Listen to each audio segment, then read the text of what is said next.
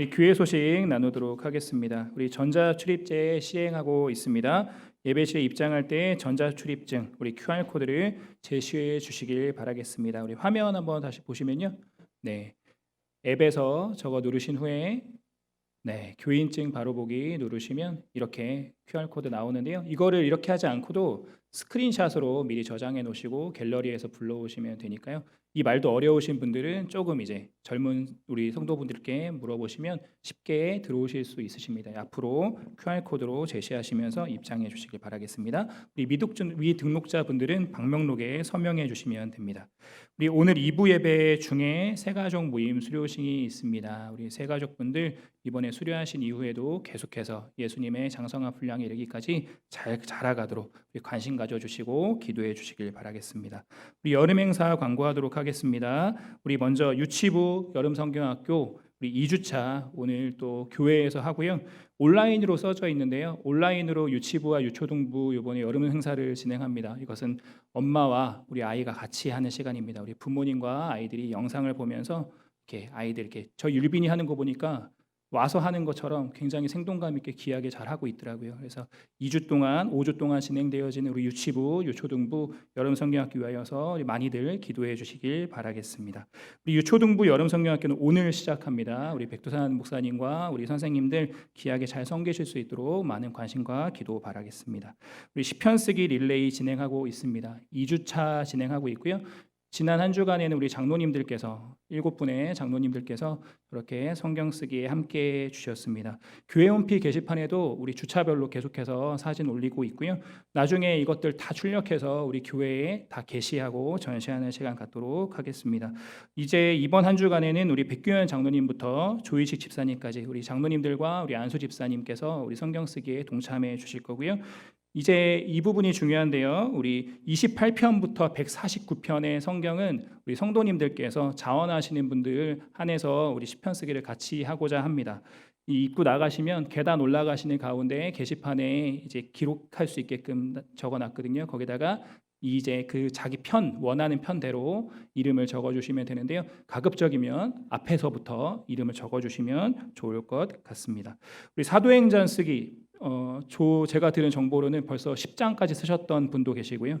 어떤 분은 공책만 사놓으신 분도 계시는데 기한이 아직 많이 남아 있으니까요. 우리 많은 분들 함께 동참해서 우리 온 가족 같이 성경 쓰기에 동참하며 우리 말씀으로 풍성한 여름 되었으면 좋겠습니다. 시상품이 있대요. 우리 완성하는 사람들에게 자그마한 교회에서 또 귀한 상품을 준비하도록 하겠습니다. 우리 사도행전 쓰기에 이거는 개인입니다. 개인별로 함께 해주시길 바라고요. 우리 8월 9일부터 8월 29일 토요일까지 우리 가족 찬양제 온라인으로 우리 같이 진행하도록 합니다. 미리부터 생각하시면서 준비해 주시면 좋을 것 같습니다. 네, 광고 이상이고요. 우리 교회 소식 마치고 우리 하나님 말씀 나누도록 하겠습니다. 오늘 나누실 하나님의 말씀은 누가복음 8장 말씀입니다. 신약성경 누가복음 8장 4절부터 15절까지의 말씀 함께 나누도록 하겠습니다.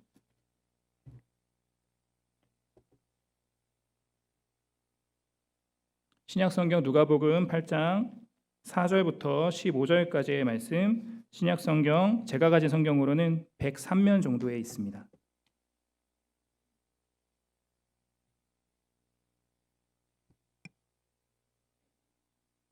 네, 찾으셨으면 저와 여러분 한 절씩 교독하겠습니다. 각 동네 사람들이 예수께로 나와 큰 무리를 이루니 예수께서 비유로 말씀하시되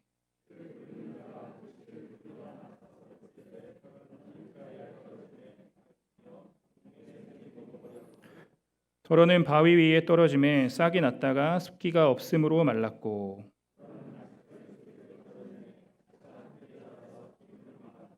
더러는 좋은 땅에 떨어짐에 나서 100배의 결실을 하였느니라. 이 말씀을 하시고 외치시되 들을 귀 있는 자는 들을지어다.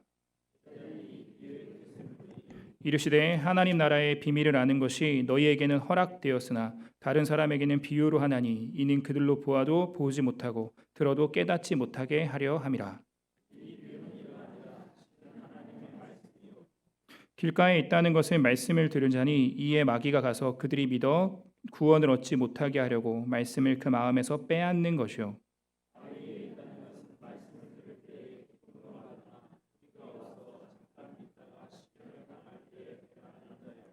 가시떨기에 떨어졌다는 것은 말씀은 들은 자이나 지내는 중 이생의 염려와 재물과 향락의 기운이 막혀 온전히 결실하지 못하는 자요.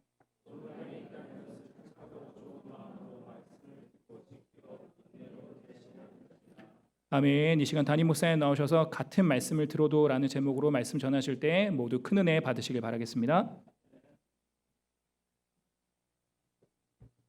오늘 본문을 가리켜 흔히 씨 뿌리는 비유라고 합니다. 이 비유는 아마 예수님 말씀하신 비유 중에서 가장 잘 알려진 비유일 거예요. 그러나 이 비유는 해석자에 따라서 다양한 해석이 있는 비유이기도 합니다.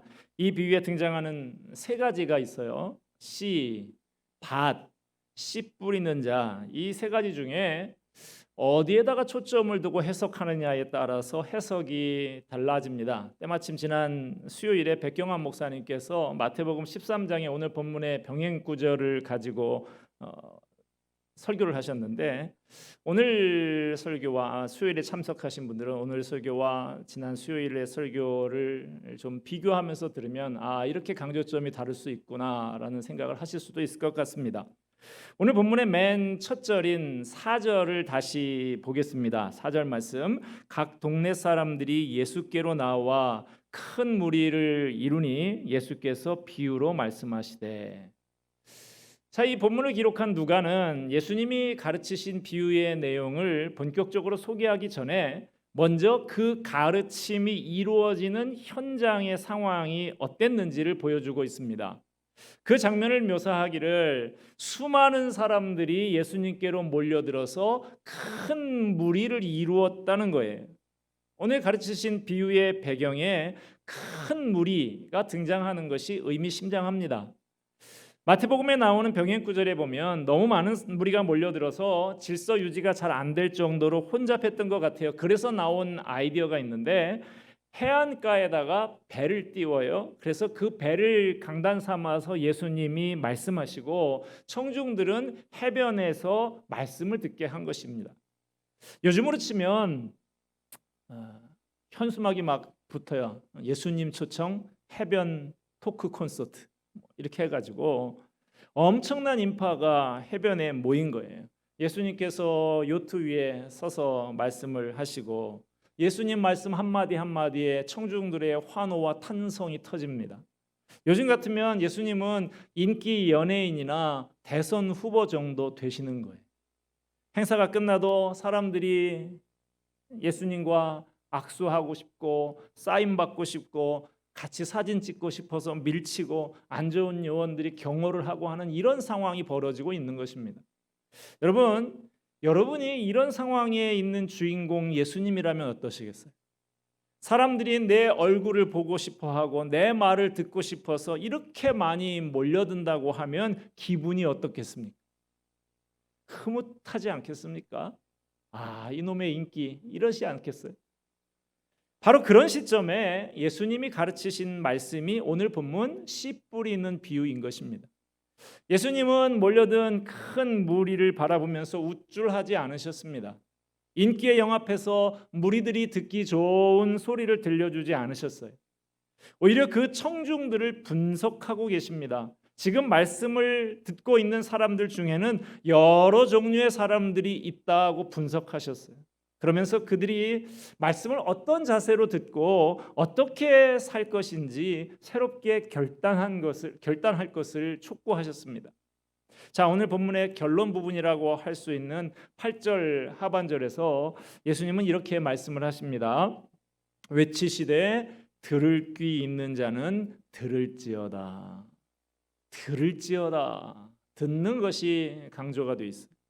씨 뿌리는 비유에서 중요한 세 가지 요소가 있는데요. 씨, 땅, 그리고 열매입니다.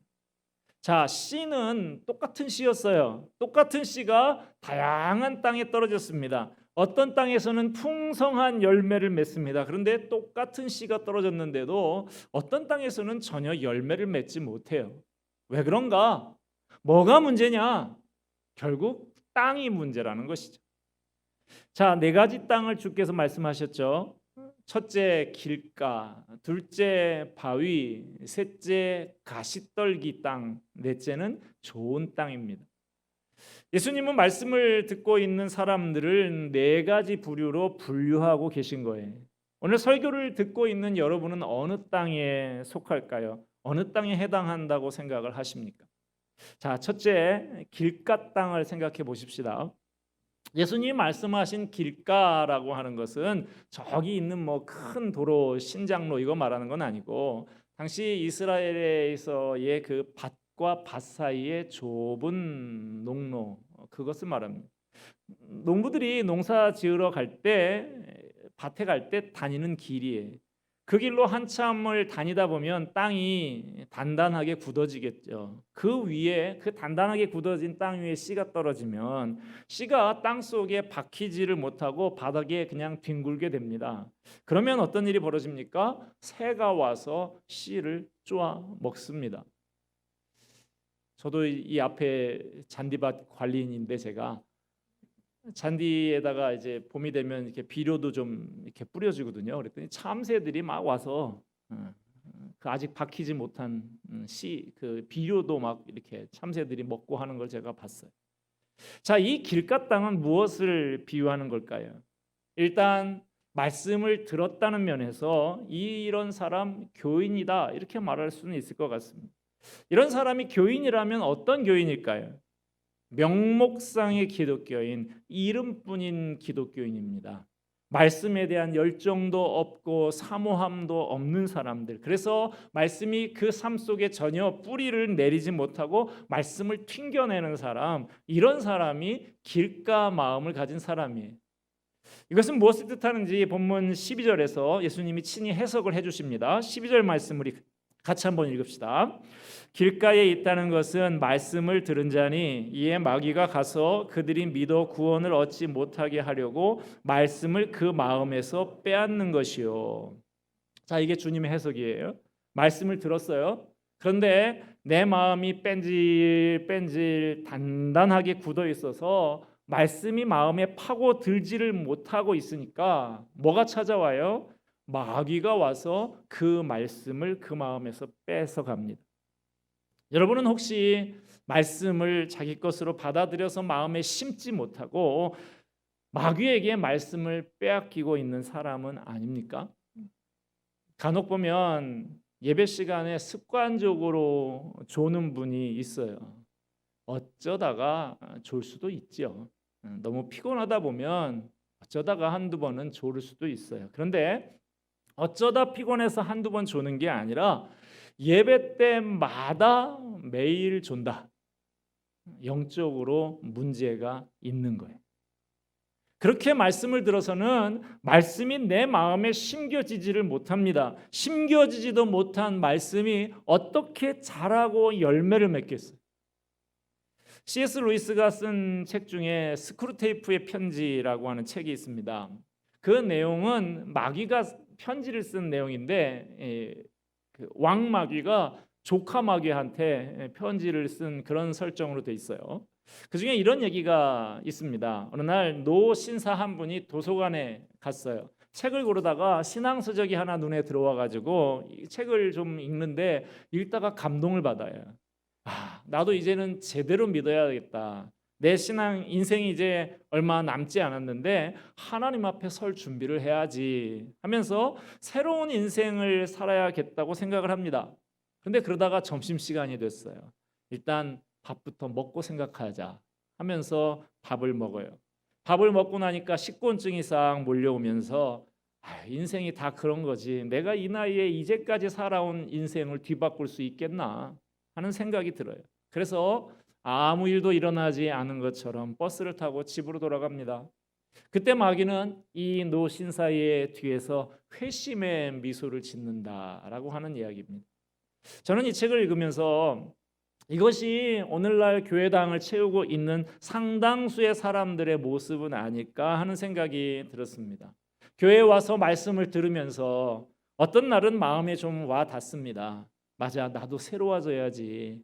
제대로 한번 믿어봐야지 하는 생각이 들기도 해요. 그런데 한편으로는 오늘은 설교가 좀 긴데 언제 끝나나?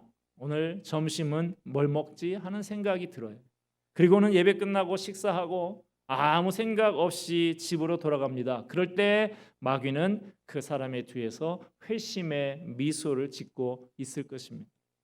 바울은 고린도후서에서 이렇게 말합니다. 고린도후서 4장 4절 말씀에 그 중에 이 세상의 신이 믿지 아니하는 자들의 마음을 혼미하게 하여 그리스도의 영광의 복음의 광채가 비치지 못하게 함이니. 사탄이 사람들의 마음을 혼미하게 하고 복음의 빛이 마음속에 비치지 못하게 방해한다는 거예요. 말씀이 내 마음속에 뿌리를 내리지 못하고 나를 변화시키지 못하도록 사탄이 방해하는 것입니다. 그래서 말씀을 들어도 그 말씀을 자기 것으로 삼지 못하고 딱딱하게 굳어있는 마음 그대로 돌아가는 사람들이 있어요. 길가 같은 마음입니다. 두 번째는 무슨 땅입니까? 바위 땅입니다. 땅에 돌이 많이 섞여 있는 소위 돌밭이에요. 길가 땅이 명목상의 기독교인을 비유한다고 하면 바위 땅은 피상적인 기독교인을 비유합니다.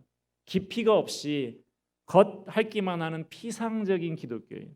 이 사람도 말씀이 뿌리를 깊이 내리지 못하는 사람입니다.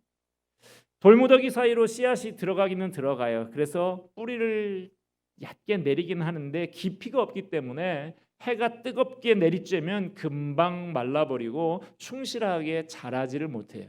자, 이런 피상적인 기독교인에 대해서 예수님이 어떻게 설명하시는지 한번 봅시다. 13절 말씀 같이 한번 읽읍시다.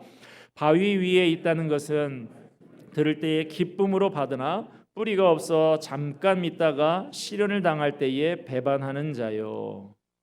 청교도들은 신자들에게 세 가지의 적이 있다 그랬습니다. 첫째는 사탄이고, 둘째는 육신이고, 셋째는 세상이라 그랬어요.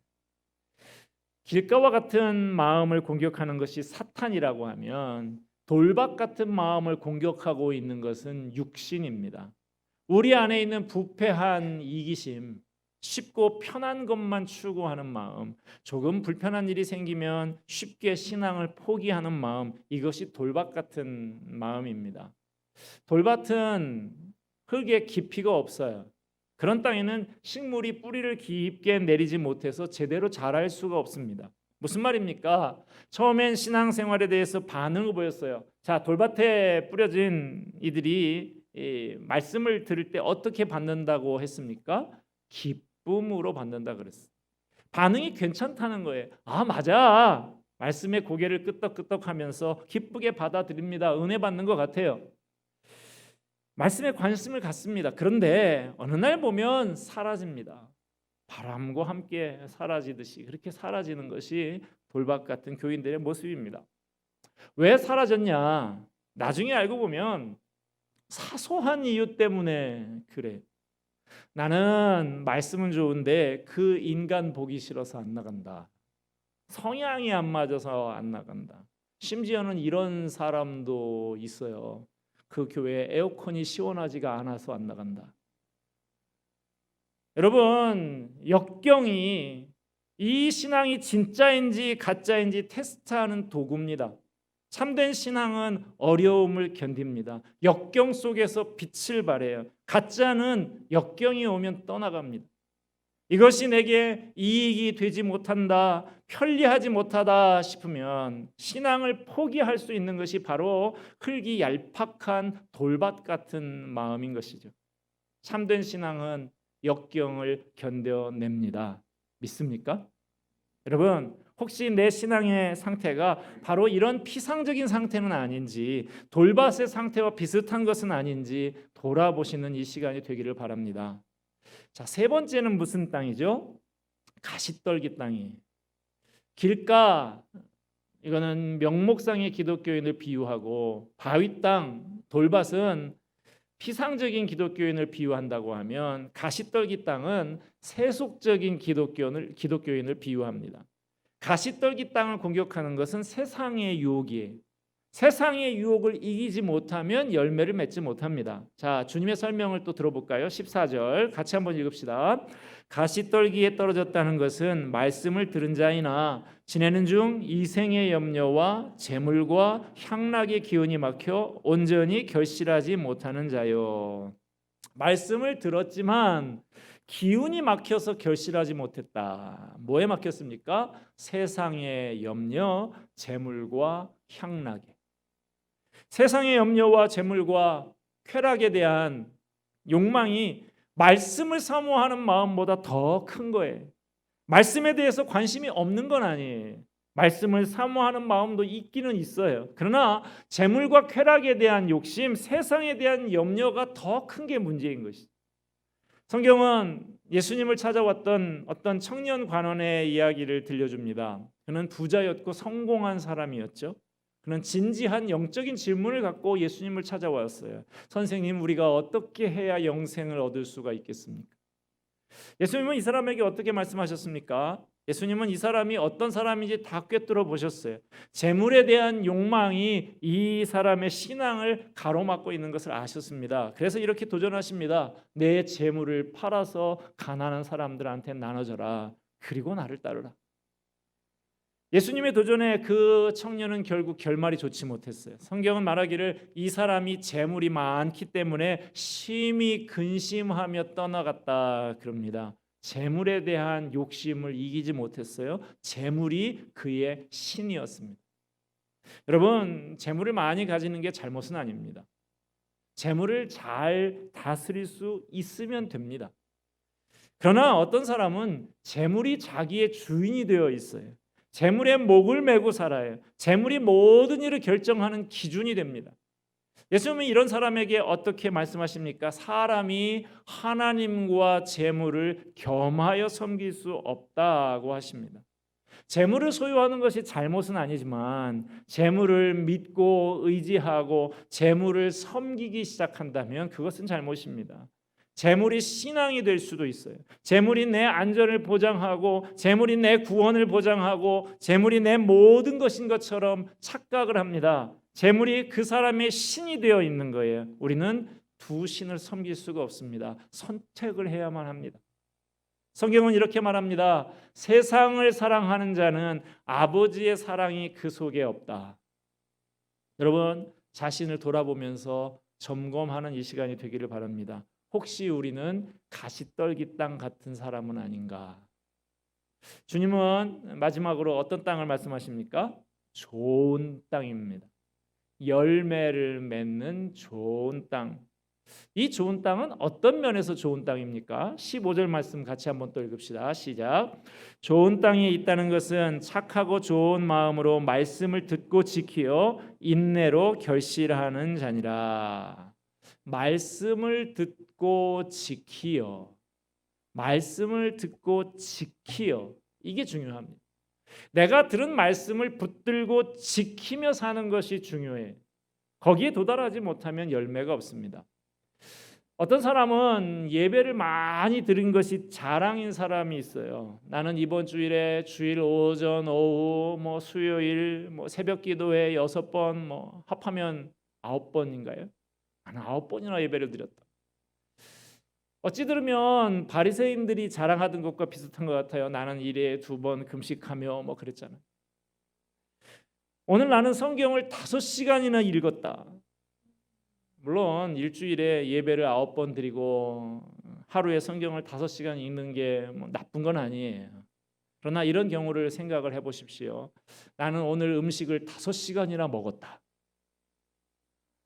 어때요? 왜 5시간을 먹어요? 그냥 음식이 있으니까 먹나요? 우리가 먹는 건 먹고 힘을 얻어서 의미 있게 살기 위해서 먹는 것이죠. 제대로 살자고 먹는 거잖아요. 먹기 위해서 사는 것은 아니죠. 하나님의 말씀을 왜 듣습니까? 그냥 하나님의 말씀이니까 읽고 듣습니까? 아니죠. 말씀을 붙들고 제대로 살기 위해서 듣는 거예요. 가정에서, 직장에서 이 말씀을 붙들고 하나님의 백성답게 제대로 살려고, 그래서 말씀을 듣고 읽고 공부하고 하는 것이죠. 여러분, 예배나 성경 공부나 기도나 교회 생활이 다 좋은 것이긴 하지만 자칫 잘못하면 도피처가 될 수가 있습니다. 세상에 살기가 힘이 들 때 교회에 와서 성경 공부하고 찬양하고 예배 드리면 좋죠. 그렇다고 해서 나는 이 좋은 교회에 나와서 주구장창 시간을 보내야겠다. 그건 잘못이. 신앙생활이 도피가 되면 안 돼. 세상 힘들다고 교회 속으로 도피하면 안 됩니다. 11세기 유럽에 헨리 3세라는 왕이 있었습니다. 그런데 이 사람이 왕 노릇하기가 너무 피곤했어요. 왕 이거 되고 보니까 이거 별거 아니다. 왕이 하기 싫었어요. 그런데 이 사람이 가만히 보니까 누가 제일 부러우냐 하면 수도사가 제일 부러운 거예요. 수도사가 수도원에서 하루 종일 기도하고 말씀 읽고 하는 거 보니까 너무 부러웠어요. 그래서 나도 좀 수도사가 돼야 되겠다. 그렇게 결심하고 당시 유명한 수도원장에게 찾아갑니다. 원장님, 저를 수도사로 받아주십시오. 수도원장이 하는 말이, 글쎄요, 수도사가 되려고 하면 지켜야 될 중요한 규칙이 있는데 그걸 지킬 수 있겠습니까? 그게 뭔데요? 수도사의 생명은 순종입니다. 철저히 순종하실 수 있습니까? 헨리 3세가 맹세를 합니다. 철저히 순종하겠습니다. 그래요? 그럼 제가 첫 번째 명을 내리겠습니다. 지금 당장 왕궁으로 돌아가세요. 그리고 하나님이 당신에게 맡겨준 백성들을 제대로 섬기십시오. 어떤 성도분이 저한테 그러더라고요. 목사님은 좋겠어요. 뭐가 좋은데요? 그랬더니 목사님은 하루 종일 성경 읽고 기도할 수 있잖아요. 여러분, 저한테 와서 제 방에 하루 좀 같이 있어 보시면 좋을 것 같은데, 목사라고 해서 뭐 종일 성경 읽고 기도만 하는 거 아니에요. 여러분의 담임 목사는 관리인 역할도 합니다. 웬만한 시설 관리 직접 해요. 최근에만 해도 등기구도 교체하고 배수 펌프도 고치고 화장실 세면대 막힌 것도 얼마 전에 뚫었고 주방에 물 새는 거, 주차장에 차단기 고장난 거 직접 다 고쳤어요. 화단에 잡초도 뽑고요, 잔디도 깎고 그럽니다. 목사도 여러분들하고 똑같이 자녀들도 키우고 지지고 볶는 일상생활도 합니다. 그러면서 말씀도 준비하고 기도도 하고 하는 것이지 종일 성경 읽고 기도만 하는 건 아니에요. 그래도 그렇게 목사가 좋아 보인다? 여러분도 목사 다 되시고 여러분의 자녀도 목사 다 만드시고 그렇게 하시기 바랍니다. 교회 와서 예배 드리는 거 참 좋죠. 그래서 나는 매일 교회에 와서 살았으면 좋겠다? 아니, 다시 삶의 현장으로 돌아가셔야 됩니다. 말씀을 들으셨습니까? 삶 속에서 말씀대로 지키며 사셔야 합니다. 다람쥐 쳇바퀴 돌듯이 날마다 반복되는 생활이어도 가정을 꾸려야 하고 힘들어도 일터에 다시 나가셔야 합니다. 여러분, 나를 보내시는 삶의 현장 한복판에서 말씀을 지키며 살기 위해서 말씀을 듣고 계십니까? 주님께서는 말씀을 그저 듣기만 하는 게 아니라 삶의 현장에서 말씀을 지키면서 주님께 영광을 돌리는 사람들을 필요로 하십니다. 그렇게 주님이 기대하시는 삶을 살기 위해서 말씀을 붙들고 나를 보내시는 그곳으로 가는 사람, 그 사람이 바로 주님이 기뻐하시는 좋은 땅, 말씀을 지키어 인내로 열매 맺는 땅이에요. 어떤 목사님이 교회에 부임을 했습니다. 첫날 설교를 너무 잘하셨어요. 은혜 받았어요. 교인들이 참 좋아했습니다. 다음 주일에도 교인들이 기대를 가지고 말씀을 들었어요. 그런데 지난주일과 비슷한 설교를 하시는 거예요. 세 번째 주일이었는데 또 마찬가지였어요. 교인들이 수군대기 시작했습니다. 네 번째 주일에도 비슷한 설교를 했어요. 교인들이 흥분했습니다. 목사님, 지금 정신이 있는 거예요? 네 주일이나 연속해서 거의 같은 설교를 하셨습니다. 언제 새로운 설교를 하실 겁니까? 그러니까 목사님이 이런 말을 했다고 합니다. 제가 역으로 여러분에게 질문을 드리고 싶다고. 여러분은 언제나 제가 전한 말씀에 순종하시겠습니까? 똑같은 설교를 했지만 말씀에 순종하는 모습이 보이지를 않습니다. 여러분이 말씀에 순종하는 모습이 보이면 그때 새로운 설교를 하겠다. 여러분, 예수님은 몰려든 큰 무리를 바라보면서 우쭐하지 않으셨습니다. 그들의 인기에 영합해서 그들이 듣기 좋은 소리를 들려주지 않으셨어요. 예수님은 오히려 그 청중들을 분석하셨습니다. 지금 말씀을 듣고 있는 사람들 중에는 별의별 사람들, 여러 종류의 사람들이 있다고 비유를 통해서 분석하셨어요. 그러면서 청중들에게 자신의 마음밭은 어떤 것인지 한번 돌아보고 새롭게 결단할 것을 촉구하고 계십니다. 영원토록 변함없으신 예수님께서는 지금 이 자리에 나와 있는 우리 자신들도 마찬가지로 분석하고 계실 것입니다. 여기 나와 있다고 해서 다 좋은 마음밭을 가진 사람은 아닐 수 있다고, 이 중에는 별의별 사람이 다 섞여 있다고. 이 시간 자신을 돌아보면서 자신에게 물어보시기를 바랍니다. 나는 어떤 땅인가? 뺀질뺀질한 길가 땅은 아닌지, 얄팍한 돌밭은 아닌지, 세상의 염려와 재물의 유혹에 휩싸인 가시떨기 땅은 아닌지, 이 시간 자신을 돌아보면서 새롭게 결단하는 시간이 되기를 바랍니다. 하나님의 말씀에 올바로 반응하십시다. 말씀을 듣고 깊이 간직하고 지켜내서 풍성한 열매를 맺는 좋은 땅이 다 되시기를 바랍니다. 세상이 힘듭니다. 어렵습니다. 그럴 때 주님 앞에 나와서 예배드리고 말씀을 들으며 힘을 얻는 것은 좋은 일입니다. 그러나 말씀을 들었으면 이제는 말씀을 붙들고 삶의 현장에 가서 말씀을 지키며 살아내야 합니다. 힘들고 어려워도 다시 가정에, 직장에, 우리의 삶의 한복판에 서서 말씀을 붙들고 지키며 사는 삶을 시작하는 저와 여러분이 다 되기를 바랍니다. 기도하겠습니다. 은혜와 사랑이 풍성하신 하나님 아버지, 진리의 말씀, 구원의 말씀, 능력의 말씀을 우리에게 들려주셔서 감사합니다. 이제 말씀을 들었으니 말씀을 붙들고 지키며 살겠습니다. 힘들어도 이 말씀 지키며 사는 참 좋은 땅이 되고 싶습니다. 주님, 연약한 우리를 붙들어 주시옵소서. 이 모든 말씀 예수 그리스도의 이름으로 기도하옵나이다. 아멘.